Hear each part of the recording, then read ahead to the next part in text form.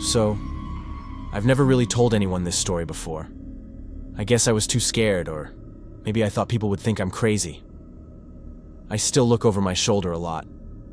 Anyway, here goes.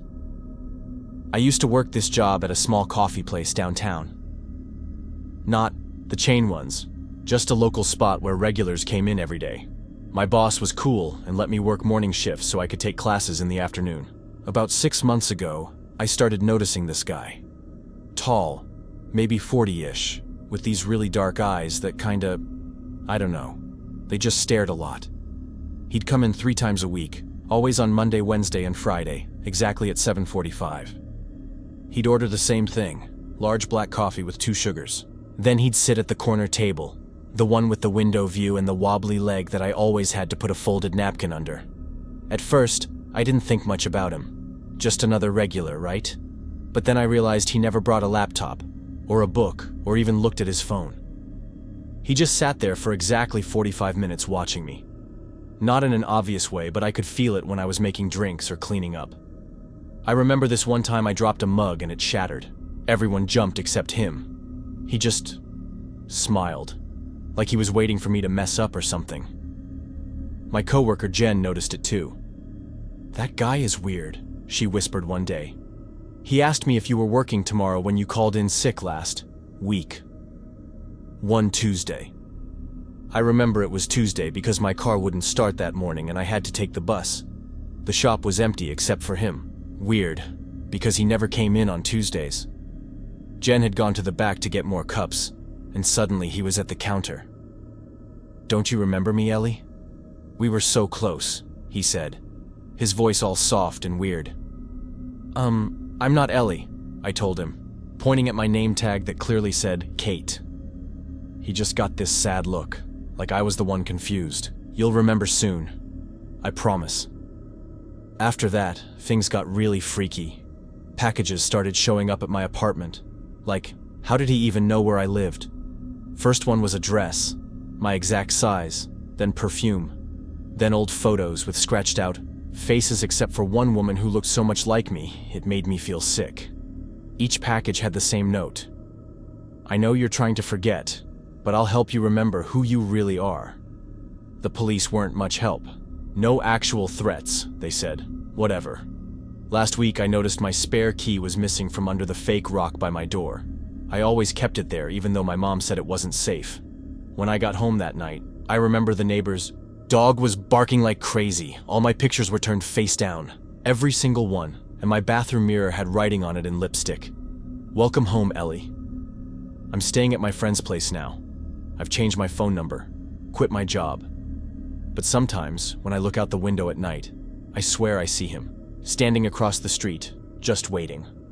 I still don't know who Ellie is, but I'm afraid I'm going to find out."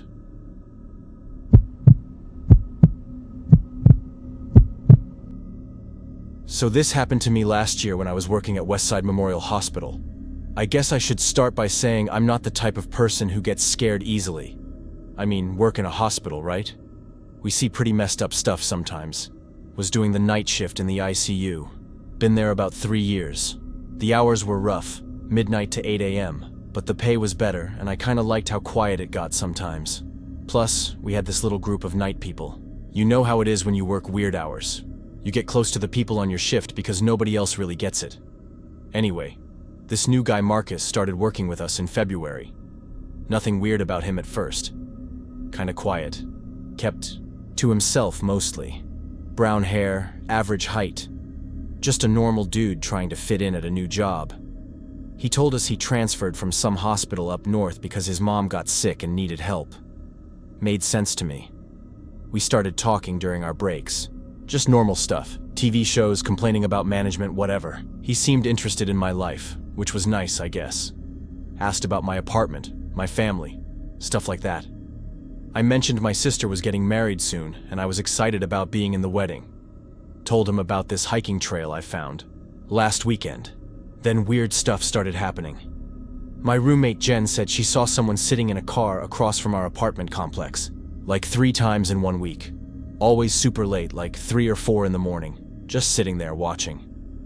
She only noticed because she has insomnia and goes out for walks when she can't sleep. Probably nothing, she told me. But kinda creepy, you know? I didn't think much of it until I remembered something. Marcus always took his break around 3:30 a.m., said he needed fresh air to stay awake. And he had this blue Toyota that looked exactly like the car Jen described. I started paying more attention to Marcus after that. Little things I hadn't noticed before suddenly seemed off. Like how he seemed to already know stuff about me before I told him, or how he'd show up in different parts of the hospital where he had no reason to be, just watching me.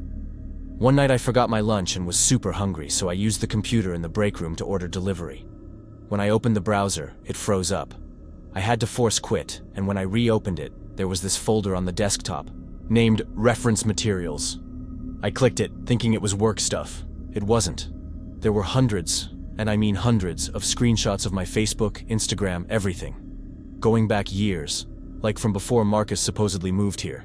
Some were even screenshots of my private accounts that only friends could see.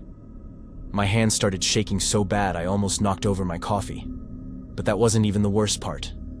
There were pictures of me, through my bedroom window, me walking to my car, me getting mail, pages of notes about what time I left home each day, what grocery store I used, even what kind of coffee I ordered. I felt sick, like actually thought I might throw up right there. I copied everything onto my flash drive as proof, then deleted the folder from the computer. Tried to act normal the rest of my shift. Marcus smiled at me like nothing was wrong. I smiled back while feeling like my skin was crawling. The next day, I went to HR to report him, showed them everything.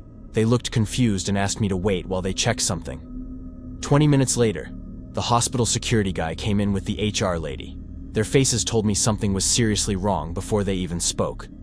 "We have no record of anyone named Marcus Delaney transferring to this hospital," the HR lady said. "There's no employee by that name in our system at all." Security checked the badge logs. No Marcus had ever badged into the building. They pulled up security footage from our break room. The guy I'd been talking to for months wasn't on a single tape. It was just me, sitting alone, talking to empty space. I quit that day. Moved in, with my parents 3 states away. Changed my name, my phone, everything. But sometimes when I'm trying to sleep, I swear I can hear someone breathing outside my window. And last week, my mom mentioned seeing a blue Toyota parked down the street. Same time every night, 3:30 a.m.